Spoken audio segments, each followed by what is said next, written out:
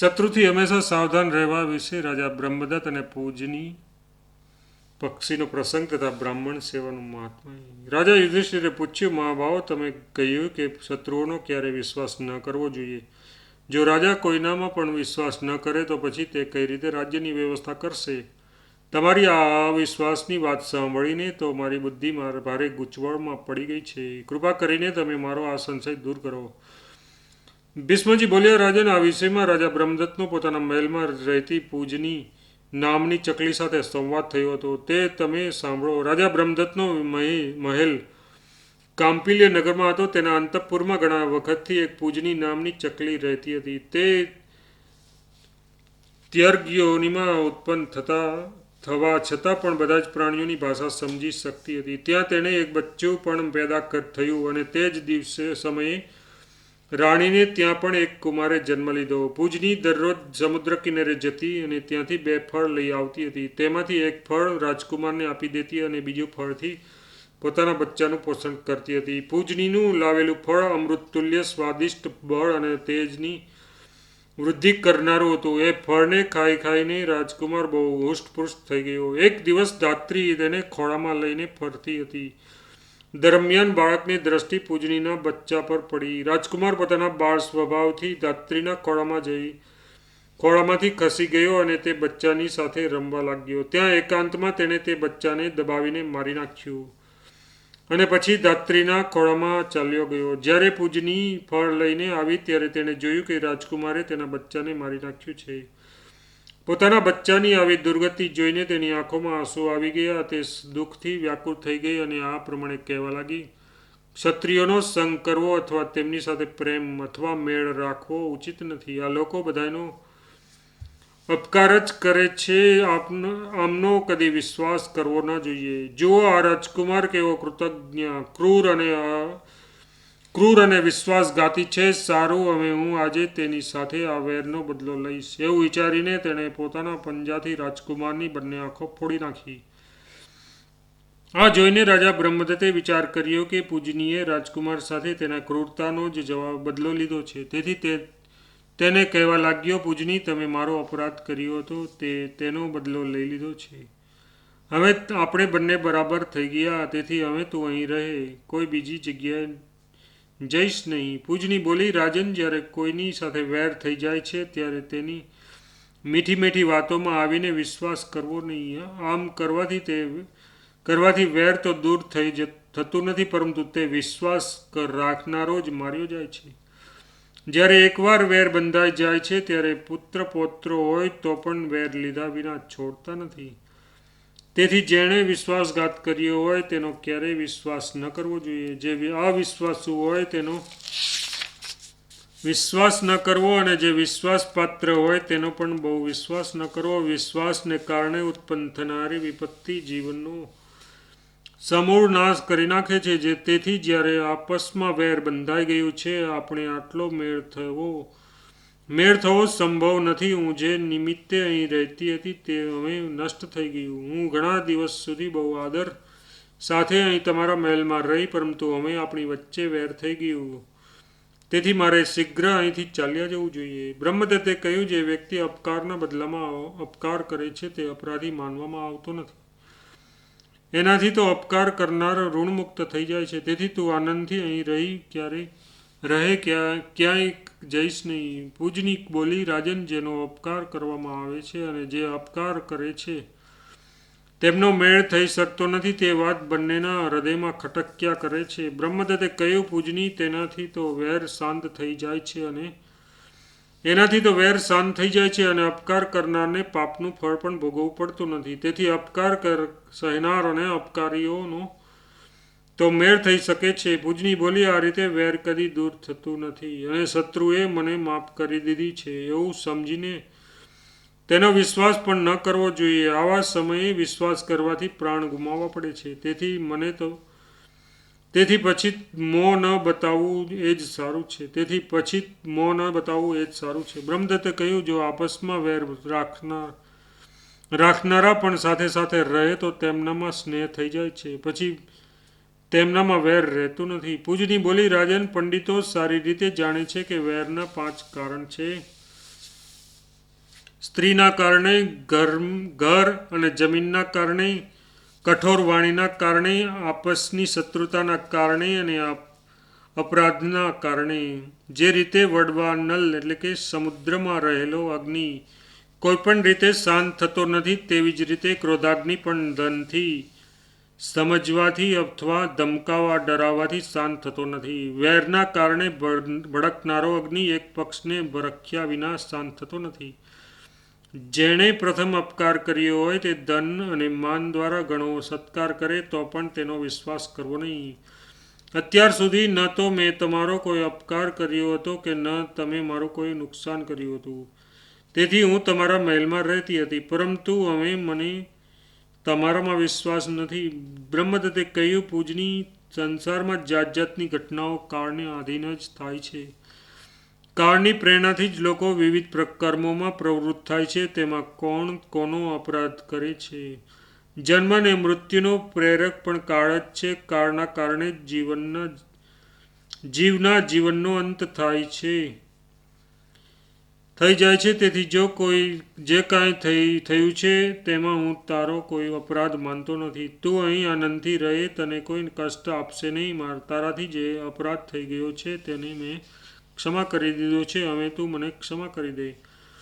પૂજની બોલી, જો તમે કાળને જ બધી ક્રિયાઓનું કારણ માનો છો તો કોઈનું કોઈનાથી સાથે વેર થવું ન જોઈએ.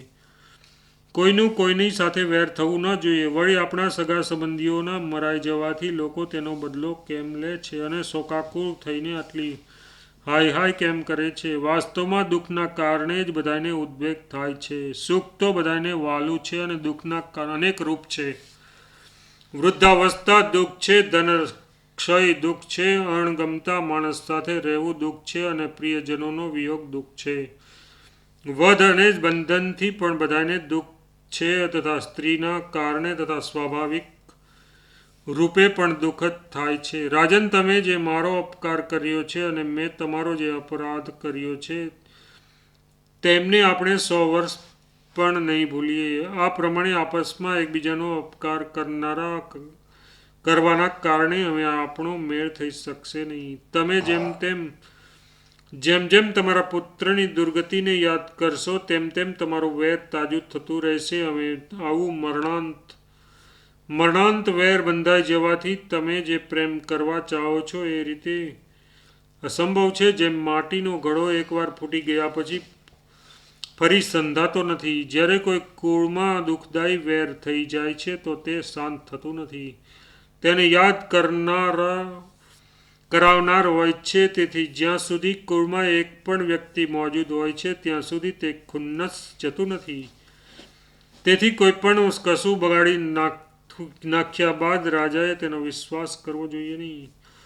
બ્રહ્મદત્તે કહ્યું, અવિશ્વાસ કરવાથી તો મનુષ્ય સંસારમાં કશું મેળવી શકતો નથી. જો મનમાં એક પ્રકારનો પણ ભય ચાલુ રહે તો તેનું જીવન જ બરબાદ થઈ જાય છે. પૂજની બોલી, જેના બંને પગમાં ઘા થઈ ગયો હોય અને તેમ છતાં તે પગે જ ચાલતો રહે તો ભલે ગમે તેટલી સાવધાનીથી ચાલે તો પણ તેના પગમાં ઘાવ થઈ જ જશે.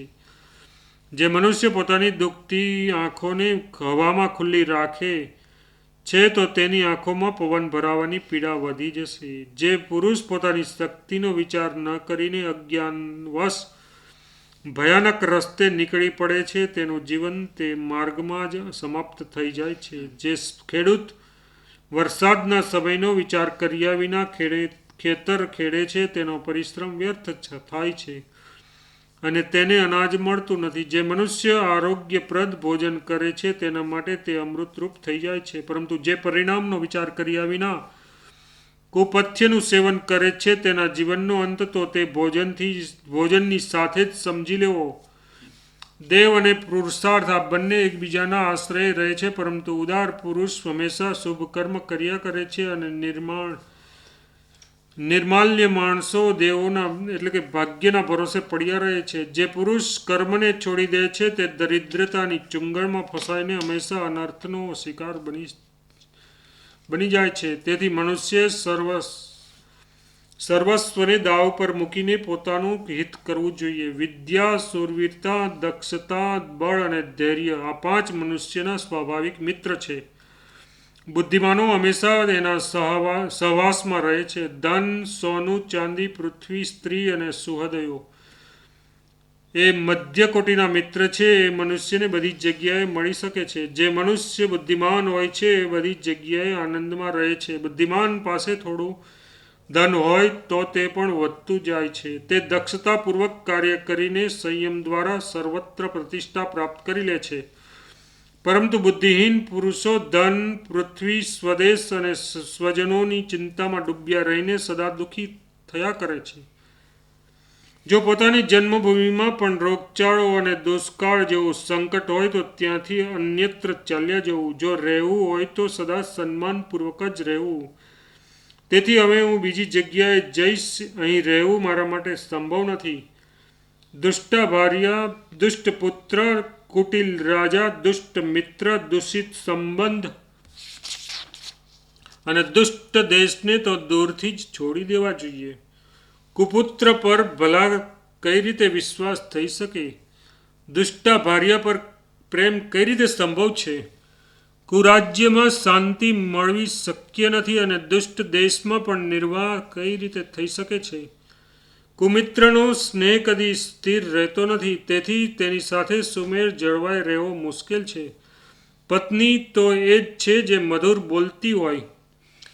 પુત્ર એ છે જેમાંથી સુખ મળે. મિત્ર તે છે જેના પર વિશ્વાસ બેસે અને દેશ તે છે જ્યાં નિર્વાહ થઈ શકે. રાજા એને જ સમજવો જોઈએ જેના રાજ્યમાં કોઈ પ્રકારનો બળાત્કાર ન થતો હોય, લોકો નિર્ભય હોય અને ગરીબોનું પાલન થતું હોય. જે દેશનો રાજા ગુણવાન અને ધર્મપરાયણ હોય છે ત્યાં સ્ત્રી, પુત્ર, મિત્ર, સંબંધી અને બંધુ બાંધવો બધાને સુખ મળે છે. અધર્મી રાજાના આચરણથી પ્રજાનું સત્યાનાશ થઈ જાય છે. વાસ્તવમાં ધર્મ, અર્થ, કામ આ ત્રણેયનું મૂળ રાજા જ છે. તેથી તેને સાવધાન રહીને સર્વદા પોતાની પ્રજાનું પાલન કરવું જોઈએ. રાજાએ કર રૂપે પ્રજાની આવકનો 6ઠ્ઠો ભાગ લઈને તેનો યોગ્ય કાર્યમાં ઉપયોગ કરવો જોઈએ. જે રાજા પ્રજાની સારી રીતે રક્ષા કરતો નથી તે તો ચોર જેવો છે. પ્રજાને અભયદાન આપીને રાજા ધનના લોભથી જો તેનો અમલ કરતો નથી તો બધી જ પ્રજાનું પાપ સમેટીને અંતે નરકમાં જાય છે. અને જો તે અભયદાન આપીને તે પ્રમાણે આચરણ કરે તો પ્રજાનું ધર્માનુસાર પાલન કરવાના કારણે તે બધાને સુખી કરે છે. પ્રજાપતિ મનુએ ગુણોની દ્રષ્ટિથી રાજાને માતા, પિતા, ગુરુ, રક્ષક, અગ્નિ, કુબેર અને યમરૂપ બતાવ્યો છે. પ્રજા પર પ્રેમ રાખવાના કારણે તે રાષ્ટ્રનો પિતા છે. તે પ્રજાનું પાલન કરે છે અને દીન દુઃખીઓની પણ સંભાળ રાખે છે. તેથી તે માતા સમાન છે. પ્રજાનું અનિષ્ટ કરનારને તે અગ્નિની જેમ બાળતો રહે છે અને તે યમરાજની જેમ દુષ્ટનું દમન કરે છે. પોતાના પ્રેમ પાત્રોને ધન આપવાના કારણે તે કુબેર જેવો છે. ધર્મનો ઉપદેશ આપવાના કારણે તે ગુરુ છે. પ્રજાની રક્ષા કરવાના કારણે તે રક્ષક છે. જે રાજા પોતાના ગુણોથી બધી જ પ્રજાને પ્રસન્ન રાખે છે તેના રાજ્યનો કદી નાશ થતો નથી. જેને નગર અને દેશના લોકોને ખુશ રાખવાની કળા આવડે છે તે રાજા આ લોક અને પરલોકમાં સુખ પામે છે. જે રાજાની પ્રજા હંમેશા કરના ભયથી પીડિત અને જાત જાતના અનર્થોથી દુઃખી રહે છે તેને અવશ્ય નીચું જોવું પડે છે. પરંતુ જેની પ્રજા સરોવરમાં કમળોની જેમ વિકસિત થઈ રહી હોય તે રાજા બધા જ પ્રકારના પુણ્ય ફળનો ભાગી હોય છે અને સ્વર્ગલોકમાં પણ સન્માનિત થાય છે. ભીષ્મજી કહે છે, રાજન બ્રહ્મદત્તને આ પ્રમાણે કહીને તેની આજ્ઞા લઈને પૂજની ત્યાંથી ચાલી ગઈ. આ પ્રમાણે મેં તમને રાજા બ્રહ્મદત્ત અને પૂજનીનો સંવાદ સંભળાવ્યો. હવે તમે બીજું શું સાંભળવા ઈચ્છો છો? રાજા યુધિષ્ઠિરે કહ્યું, પિતામહ, હું શું કોઈ એવી મર્યાદા પણ છે જેનું કોઈએ ઉલ્લંઘન કરવું ન જોઈએ? તમે બધા જ સત્પુરુષોમાં શ્રેષ્ઠ છો. કૃપા કરીને મને તે સમજાવો. ભીષ્મજીએ કહ્યું, મનુષ્ય હંમેશા વિદ્યા, વૃદ્ધિ, તપસ્વી, શાસ્ત્રજ્ઞ તથા સદાચારનિષ્ઠ બ્રાહ્મણોની સેવા કરવી જોઈએ. આ બહુ જ પવિત્ર કાર્ય છે. તમે જેવો ભાવ દેવતાઓમાં રાખો છો તેવો જ બ્રાહ્મણોમાં રાખો. બ્રાહ્મણો પ્રસન્ન હોય તો રાજાને ભારે સુયશ મળે છે અને તેઓ અપ્રસન્ન થઈ જાય છે તો રાજાના માટે ભારે સંકટ ઉપસ્થિત થઈ જાય છે. બ્રાહ્મણો પ્રસન્ન રહે તો અમૃત સમાન હોય છે અને ક્રોધ કરવા માંડે તો સાક્ષાત વિષ બની જાય છે. શરણાગતની રક્ષા કરવાના વિષયમાં એક શિકારી અને કપોતનીનો પ્રસંગ. રાજા યુધિષ્ઠિરે પૂછ્યું, દાદાજી, શરણાગતની રક્ષા કરનારા પુરુષનું શું કર્તવ્ય છે એ તમે મને જણાવો.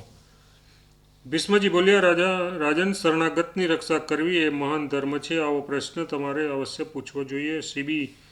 શિબી વગેરે રાજાઓએ શરણાગતોની રક્ષા કરીને જ સર્વશ્રેષ્ઠ સિદ્ધિ પ્રાપ્ત કરી હતી. એવું પણ સાંભળવામાં આવ્યું છે કે એક કબૂતરે પોતાનું માંસ આપીને શરણાગત શત્રુનો વિધિવત સત્કાર કર્યો હતો. યુધિષ્ઠિરે પૂછ્યું, પિતામહ, કબૂતરે પોતાના શરણાગત શત્રુને પોતાનું માંસ કઈ રીતે ખવડાવ્યું હતું અને એનાથી તેને કયા પ્રકારની સદગતિ મળી?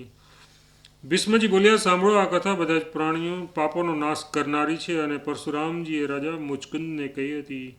પૂર્વકાળમાં રાજા મુચકુંદે પરશુરામજીને આ જ વાત પૂછી હતી. તેની સાંભળવાની ઈચ્છા જોઈને પરશુરામજીએ તેને આ કથા, જેમાં કબૂતરના મુક્ત થવાનો પ્રસંગ વર્ણવવામાં આવ્યો છે, એ કહી હતી.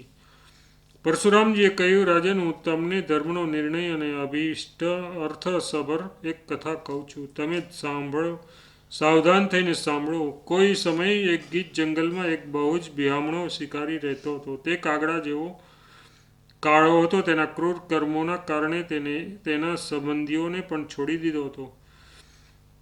સાચું છે, જેનું આચરણ પાપપૂર્ણ હોય તેનો બુદ્ધિમાન પુરુષે દૂરથી ત્યાગ કરી દેવો જોઈએ. જે મનુષ્ય ક્રૂર, દુષ્ટ હૃદયનો અને જીવ હિંસક હોય તેનાથી બધા જ પ્રાણીઓને ઉદ્વેગ થાય છે. આ શિકારી દરરોજ જાળ લઈને જંગલમાં જતો અને ઘણા પક્ષીઓને મારીને બજારમાં વેચી દેતો હતો. એ સિવાય બીજું કોઈ નિર્વાહનું સાધન તેને ગમતું ન હતું. એકવાર જ્યારે તે વનમાં ગયો હતો ત્યારે ભારે આંધી શરૂ થઈ ગઈ. આકાશમાં વાદળો છવાઈ ગયા અને વીજળીના કડાકા થવા લાગ્યા. ઇન્દ્રે મુશળધાર વર્ષા કરીને જોતજોતામાં પૃથ્વી પર પાણી કરી નાખ્યું. વર્ષાના વેગથી અનેક પક્ષીઓ મરીને જમીન પર પડ્યા. તે સમયે તે શિકારીની દ્રષ્ટિએ એક કબૂતરી પર પડી. તે ઠંડીથી ઠૂઠવાઈને જમીન પર પડી ગઈ હતી. તે સમયે તે પોતે પણ ભારે સંકટમાં હતો, તો પણ તેને ઉઠાવીને પાંજરામાં બંધ કરી દીધી. તે પાપાત્મા હતો અને પાપ જ કરતો રહ્યો હતો. તેથી અત્યારે પણ તેને પાપ જ કર્યું. દરમિયાન તેણે વૃક્ષોની જાળીમાં એક મેઘ જેવું સઘન વિશાળ વૃક્ષ દેખાયું. તે વૃક્ષ પર અનેક પક્ષીઓ બેઠા હતા. થોડી જ વારમાં વાદળા વિખરાઈ ગયા અને આકાશ સ્વચ્છ થઈ ગયું. શિકારી ઠંડીથી ધ્રુજી રહ્યો હતો. તેણે આમ તેમ જોઈને વિચાર કર્યો, અહીંથી મારી ઝૂંપડી તો બહુ દૂર છે, તેથી આજે અહીં જ રોકાઈ જાઉં. એવું વિચારીને તે વૃક્ષ નીચે જ રાત વિતાવવાનો નિશ્ચય કરીને તેણે બે હાથ જોડીને પ્રણામ કરતા કહ્યું, આ વૃક્ષ પર જે દેવતાઓ નિવાસ કરતા હોય, હું તેમના શરણમાં છું. આ પ્રમાણે પ્રાર્થના કરીને તે પાંદડા પથારીને એક પથ્થર પર માથું મૂકીને સૂઈ ગયો. રાજન, તે વૃક્ષની ડાળ પર ઘણા દિવસથી એક કબૂતર રહેતું હતું. તેની કબૂતરી સવારથી ચણ લેવા ગઈ હતી અને હજી સુધી પાછી આવી ન હતી. રાત પડી ગઈ હતી, તેથી કબૂતરને ભારે દુઃખ થયું. તે કહેવા લાગ્યો, અરે, આજે તો બહુ જ આંધી વરસાદ હતો અને મારી પ્રિય કબૂતરી હજી આવી નહીં. તેના ન આવવાનું શું કારણ હશે? વનમાં ન જાણે તે કુશળપૂર્વક હશે કે નહીં. તેના વિના તો મારો આ માળો ઉજળી ગયો હોય એવું લાગે છે. વાસ્તવમાં ઘરને ઘર નથી કહેવાતું, ગૃહિણીને જ ઘર કહે છે. જે ઘરમાં ગૃહિણી ન હોય તે તો વન જેવું જ છે. જો આજે મારી મીઠા બોલી પ્રિયા ન આવી તો મારે જીવીને શું કામ છે? તે એવી પતિવ્રતા હતી કે મારા નહાયા વિના ન હતી અને મારા જમતા પહેલાં ભોજન કરતી ન હતી. એ જ પ્રમાણે હું બેસું તો જ બેસતી અને સૂઈ જાઉં તો જ સૂતી હતી. મને પ્રસન્ન જોઈને તેનું મોં પણ ખીલી ઉઠતું હતું અને મને ઉદાસ જોઈને તો પોતે પણ દુઃખી થઈ જતી હતી. હું ક્યાંય બહાર જતો તો તેનો ચહેરો ફીકો પડી જતો હતો અને ક્યારેક ક્રોધ કરતો ત્યારે મીઠા શબ્દોથી મને શાંત કરી દેતી હતી. તે બહુ જ પતિવ્રતા, પતિની આશ્રિત અને પતિનું પ્રિય કરવામાં તત્પર રહેતી હતી. તે તપસ્વીની મારા પ્રત્યે બહુ પ્રેમ અને અનુરાગ રાખે છે અને મારી ભક્ત છે. પુરુષના ધર્મ, અર્થ અને કામમાં સ્ત્રી જ મુખ્યતઃ સહાયક હોય છે. વિદેશમાં પણ તે એક સારા મિત્રની ગરજ સારે છે. પુરુષની સર્વોત્તમ સંપત્તિ તેની પત્ની છે. જે પુરુષ બીમાર હોય અને ઘણા દિવસથી વિપત્તિમાં ફસાયેલો હોય તેના માટે પણ સ્ત્રી તુલ્ય બીજી કોઈ ઔષધિ નથી. પુરુષનો સ્ત્રી સમાન ન તો કોઈ બંધુ જ છે અને ન ધર્મ સાધનમાં એવો કોઈ બીજો સહાયક છે. જેના ઘરમાં સાધ્વી અને મીઠા બોલી પત્ની નથી તેણે તો વનમાં જતા રહેવું જોઈએ. તેના માટે તો ઘર અને વન સરખા જ છે. ભીષ્મજી કહે છે, જ્યારે કબૂતર આ પ્રમાણે વિલાપ કરી રહ્યો હતો ત્યારે શિકારીના પિંજરામાં પડેલી કબૂતરીએ તેનો કરુણ આક્રંદ સાંભળીને કહ્યું, અહો, હું બહુ ભાગ્યશાળી છું, જેથી મારા પતિ આ પ્રમાણે મારા ગુણગાન કરી રહ્યા છે. સ્ત્રીનો ઈષ્ટદેવ તો પતિ જ છે. તેનાથી પતિદેવ પ્રસન્ન રહેતા નથી. તે પત્ની દાવાનળથી બળી ગયેલા પુષ્પો અને ગુચ્છાઓથી જેમ ભસ્મ થઈ જાય છે. ખેર, હવે મારી ચિંતા તો તમે કરશો નહીં.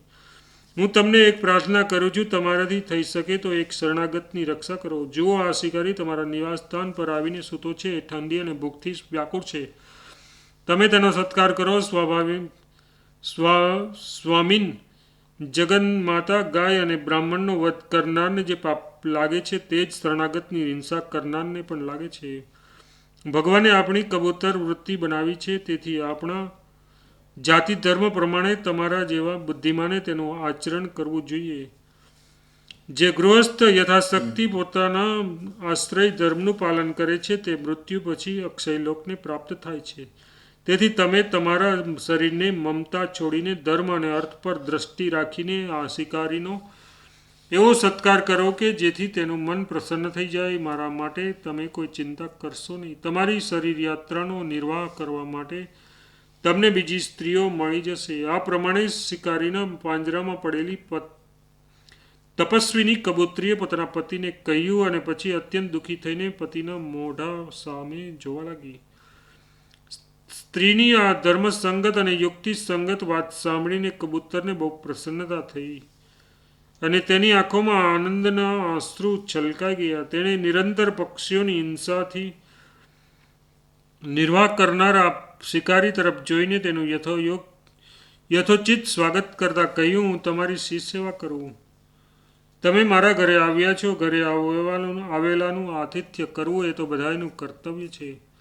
પરંતુ પંચયજ્ઞના અધિકારી ગૃહસ્થનો તો આ મુખ્ય ધર્મ છે. જે માણસ ગૃહસ્થાશ્રમમાં રહીને પણ મોહવશ પંચ મહાયજ્ઞ કરતો નથી તેને ધર્માનુસાર આ લોક અને પરલોક બંને પ્રકારના સુખ મળતા નથી. તેથી તમારી જે ઈચ્છા હોય તે કહો. કોઈ રીતે દુઃખી થશો નહીં. તમે તમારા મુખેથી જે કહેશો હું તે જ પ્રમાણે કરીશ. તેની વાત સાંભળીને શિકારીએ કહ્યું, મને ઠંડીથી ભારે કષ્ટ થઈ રહ્યું છે. તેથી ઠંડીથી બચવાનો કોઈ ઉપાય કરવો. આ સાંભળીને કબૂતરે જમીન પરના પાંદડા ભેગા કરી દીધા અને તેને સળગાવવા માટે અંગારો લેવા માટે ખૂબ ઝડપથી ઉડ્યો. તે લુહારને ત્યાંથી અંગારો લઈ આવ્યો અને તેને સૂકા પાંદડામાં અગ્નિ પ્રગટાવી દીધો. શિકારી તપવા લાગ્યો. એ કારણે તેના શરીરમાં ગરમી આવવાથી તેનું ચિત્ત ઠેકાણે આવી ગયું. પછી તેણે ખૂબ આનંદ સાથે આંખોમાં ડબ આંસુ ભરીને કબૂતર સામે જોઈને કહ્યું, મને બહુ ભૂખ લાગે છે. હું ઈચ્છું છું કે તમે મને કંઈક ભોજન આપો. શિકારીની વાત સાંભળીને કબૂતર ભારે ચિંતામાં પડી ગયો કે હવે શું કરવું જોઈએ. તે સમયે તે પોતાની અસમર્થતા પર ખેદ પ્રગટ કરવા લાગ્યો. પરંતુ થોડી જ વારમાં તેને એક વાત યાદ આવી અને તે કહેવા લાગ્યો, સારું, થોડી વાર થોભો. હું હમણાં જ તમારી તૃપ્તિનો ઉપાય કરી દઉં છું. આમ કહીને તેણે સૂકા પાંદડાની અગ્નિ સળગાવ્યું અને બહુ હર્ષથી કહ્યું, પહેલા ઋષિઓ, દેવતાઓ અને મહાનુભાવો પિતરો પાસેથી મેં સાંભળ્યું છે કે અતિથિ સત્કારનું મહાન પુણ્ય છે. સૌમ્ય, આજે તમે મારા અતિથિ છો, તેથી મેં તમારો સત્કાર કરવાનો પાક્કો વિચાર કરી લીધો છે. તમે મારા પર કૃપા દ્રષ્ટિ રાખો. આમ કહીને તે કબૂતર પ્રસન્ન મુખે અગ્નિની 3 પ્રદક્ષિણા કરીને તેમાં કૂદી પડ્યો. કબૂતરને અગ્નિમાં પડેલો જોઈને શિકારી મનમાં વિચારવા લાગ્યો, અરે મેં આ શું કરી નાખ્યું? અરે હું મહાન ક્રૂર છું. હું તો મારા કર્મથી જ નિંદનીય છું. નિસ્સંદેહ મને બહુ મોટું પાપ લાગશે. આ પ્રમાણે તે ભારે વિલાપ કરીને પોતાના કર્મની વારંવાર નિંદા કરવા લાગ્યો. જોકે શિકારી બહુ ભૂખ્યો હતો, તેમ છતાં કબૂતરને અગ્નિમાં પડેલો જોઈને તે કહેવા લાગ્યો, હાય, હું અત્યંત ક્રૂર અને મૂર્ખ છું. મેં આ શું કરી નાખ્યું? મારું તો જીવન જ દુઃખમય છે. મારાથી તો નિરંતર આવું પાપ થતું રહે છે. હું બધી જ રીતે અવિશ્વસનીય, દુષ્ટ બુદ્ધિ અને ક્રૂર વિચાર વાળો છું. બધા જ શુભ કર્મોનો ત્યાગ કરીને મેં આ પક્ષીઓને ફસાવવાનો જ ધંધો સ્વીકાર્યો છે. જુઓ, આ કબૂતરજી કેવો મહાત્મા છે. તેણે પોતાને અગ્નિમાં હોમીને મને પોતાનું માંસ આપ્યું. આમ કરીને તેણે મને ધર્મનો ઉપદેશ આપ્યો છે. હવે હું પણ સ્ત્રી પુત્રનો મોહ છોડીને મારા પ્રિય પ્રાણોનો ત્યાગ કરીશ. આજથી હું બધા જ પ્રકારના ભોગોનો ત્યાગ કરીને ભૂખ, તરસ અને ગરમી સહીને શરીરને ક્ષીણ કરી નાખીશ અને જાત જાતના વ્રત ઉપવાસ કરીને પોતાનો પરલોક સુધારીશ. અહો, પોતાના શરીર હોમીને આ કબૂતરે દેખાડી દીધું કે અતિથિ સત્કાર કોને કહેવાય. તેથી હવે હું પણ ધર્મનું આચરણ કરીશ.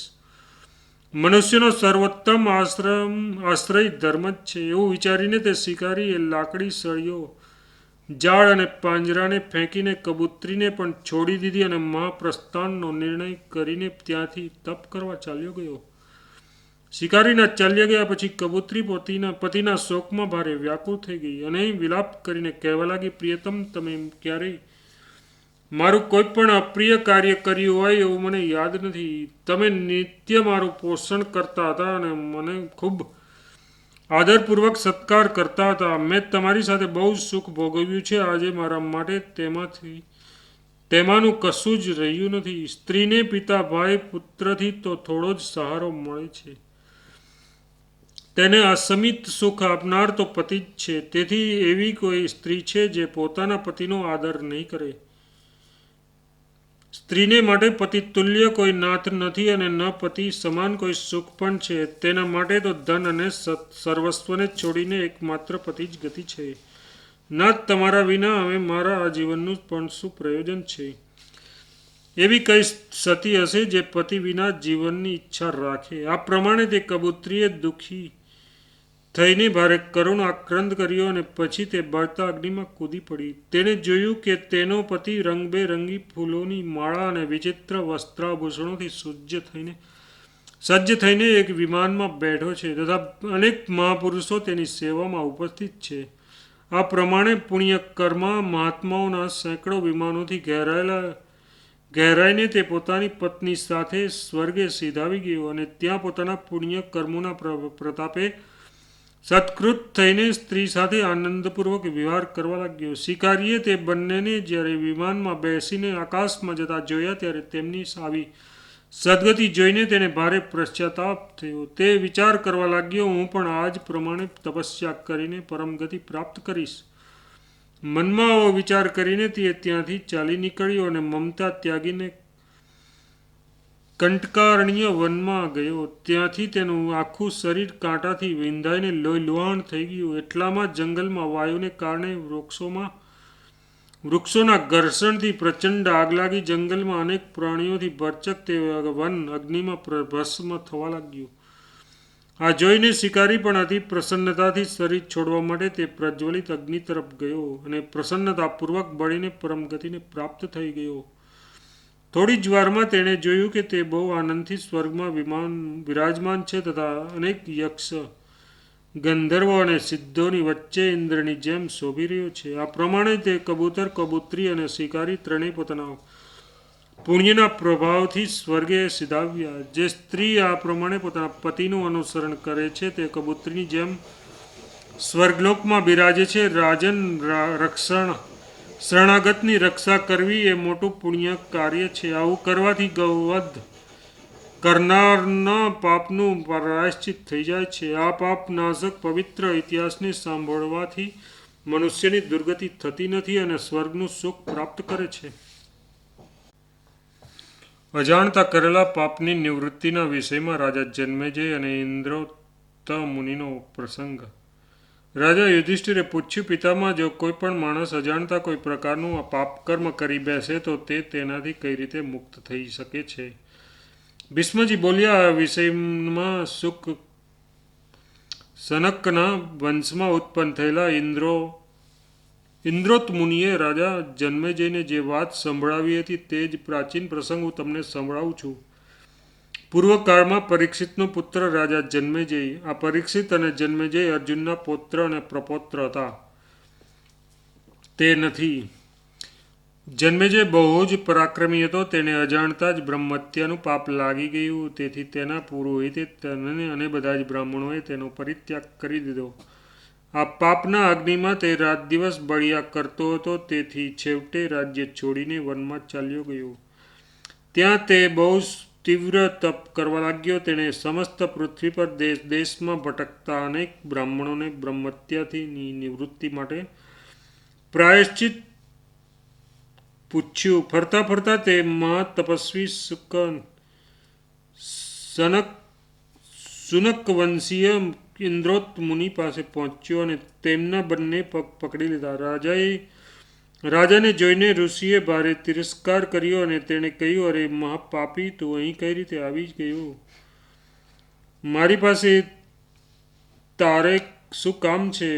તું હમણાં જ અહીંથી ચાલ્યો જા.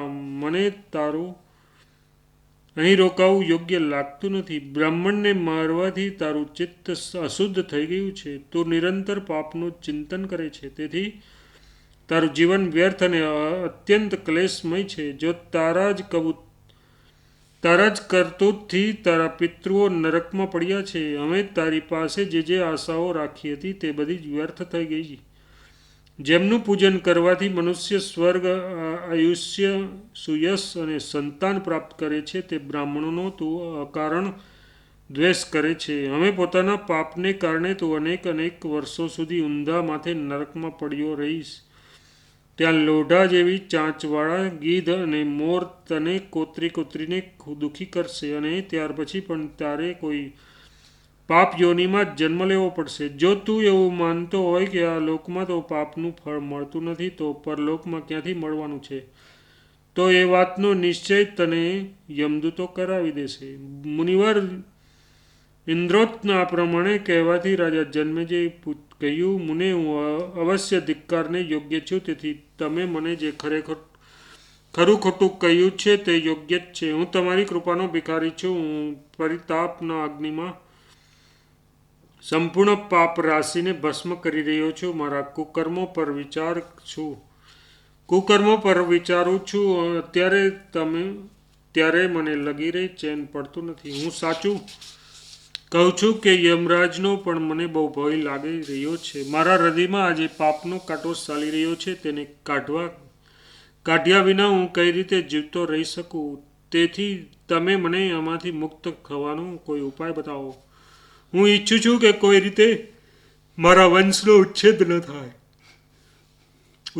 થાય. એ સંસારમાં સતત ચાલતો રહે. મારા કર્મ માટે મને અત્યંત ખેદ છે. હવે જે રીતે બની શકે એ રીતે મારી રક્ષા કરો. પંડિતો જેમ બાળકની બુદ્ધિ પર ધ્યાન આપતા નથી અને પિતા જેમ પુત્રના અપરાધ તરફ જોતા નથી, એ જ પ્રમાણે મારી બુદ્ધિ અને કરણી પર ધ્યાન ન આપીને તમે પ્રસન્ન થાઓ. ઇન્દ્રોતે કહ્યું, તમે બ્રાહ્મણોની શક્તિ અને વેદ શાસ્ત્રોમાં બતાવેલું તેમનું મહાત્મ્ય તો જાણો જ છો. તેથી બ્રાહ્મણોના શરણે જાઓ અને એવું કામ કરો જેનાથી તમને શાંતિ મળે. પ્રસન્ન થયેલા બ્રાહ્મણોના શરણે જવાથી જ તમારી પરલોકમાં રક્ષા થશે. અથવા જો તમે તમારા પાપો માટે પ્રાયશ્ચિત કરો છો તો સદા ધર્મ પર જ દ્રષ્ટિ રાખો. જન્મેજયે કહ્યું, હું મારા પાપને કારણે અત્યંત સંતપ્ત છું. હવે ભવિષ્યમાં હું ક્યારેય ધર્મનો લોપ નહીં કરું. મને કલ્યાણની ઈચ્છા છે અને હું તમારી સેવામાં ઉપસ્થિત છું. તેથી તમે મારા પર પ્રસન્ન થાઓ. ઇન્દ્રોતે કહ્યું, રાજન, હું પણ એ જ ઈચ્છું છું કે તમે દંભ અને માનને છોડીને મારા પ્રત્યે સાચો પ્રેમ રાખો. સમસ્ત પ્રાણીઓના હિતમાં તત્પર રહો અને પોતાના ધર્મ પર દ્રષ્ટિ રાખો. હું હવે માત્ર ધર્મ સમજીને જ તમારો સ્વીકાર કરું છું. એમાં મારો મુખ્ય ઉપદેશ એ જ સમજો કે તમારે બ્રાહ્મણો પ્રત્યે પૂર્ણ સદભાવ રાખવો જોઈએ. તમે એવી પ્રતિજ્ઞા કરો કે હું બ્રાહ્મણોનો કદી દ્રોહ નહીં કરું. જન્મેજય બોલ્યો, બ્રાહ્મણ, તમારા ચરણ સ્પર્શ કરીને પ્રતિજ્ઞા કરું છું કે હવે ક્યારેય મન, વચન કે કર્મથી બ્રાહ્મણોનો દ્વેષ નહીં કરું.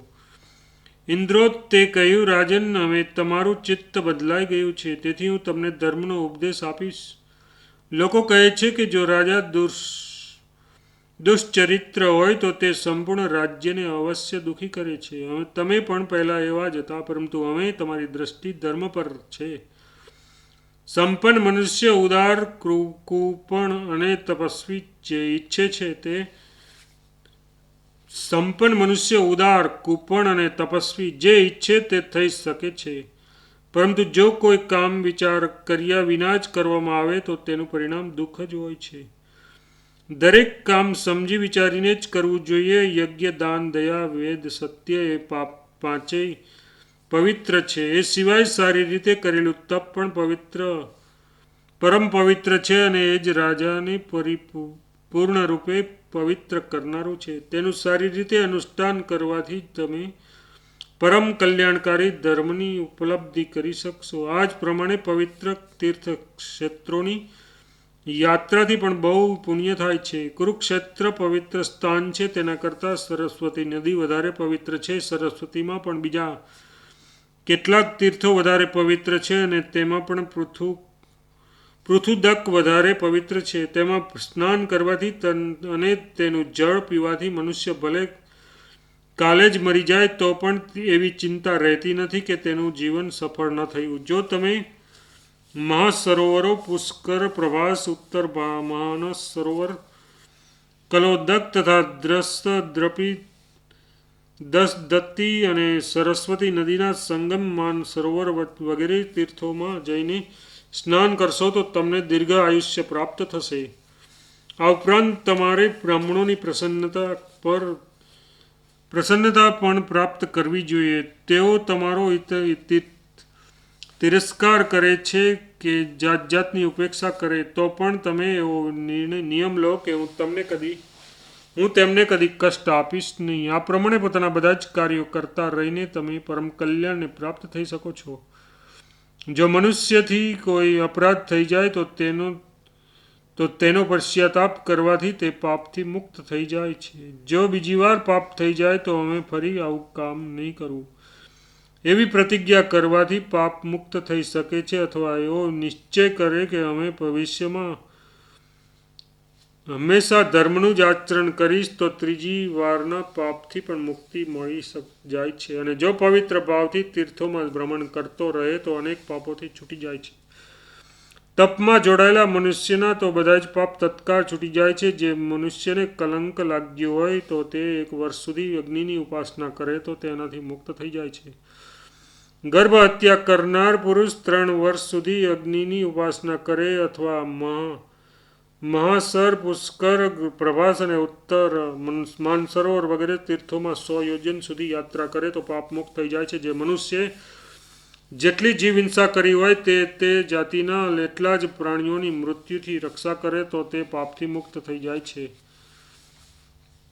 મનુજી કહે છે, જળમાં ડૂબકી લગાવીને 3 વાર અધમર્ષણ મંત્ર જપવાથી મનુષ્ય એ જ રીતે પાપ મુક્ત થઈ જાય છે. જેમ અશ્વમેઘ યજ્ઞ કર્યા બાદ અવધભૃત સ્નાન કરવાથી એનાથી તેના બધા જ પાપો નષ્ટ થઈ જાય છે. એને સન્માન મળે છે અને બધા જ પ્રાણીઓ પ્રસન્ન થઈને તેની સામે જડ અને મુખ જેવા થઈ જાય છે. બૃહસ્પતિજીનો મત છે કે જો મનુષ્ય પ્રથમ અજાણતા પાપ કરીને પછી બુદ્ધિપૂર્વક પુણ્ય કરે તો તો એનાથી એના પાપ કર્મનો એ રીતે નાશ થઈ જાય છે, જેમ ક્ષાર લાગવાથી વસ્ત્રનો મેલ નષ્ટ થઈ જાય છે. સૂર્ય જે પ્રમાણે પ્રાતઃકાળે ઉદિત થઈને રાત્રિના સમયે અંધકારને નષ્ટ કરી દે છે, એ જ પ્રમાણે શુભ કર્મો કરીને મનુષ્ય પોતાના બધા જ પાપો નષ્ટ કરી દે છે. ભીષ્મજી કહે છે, રાજા જન્મેજયને આ પ્રમાણે ઉપદેશ આપીને મુનિવર ઇન્દ્ર તેની પાસે વિધિપૂર્વક અશ્વમેઘ યજ્ઞ કરાવ્યો. તેનાથી તેનું બધું જ પાપ નષ્ટ થઈ ગયું અને તે પ્રજ્વલિત અગ્નિ જેવો દેદીપ્યમાન થવા લાગ્યો.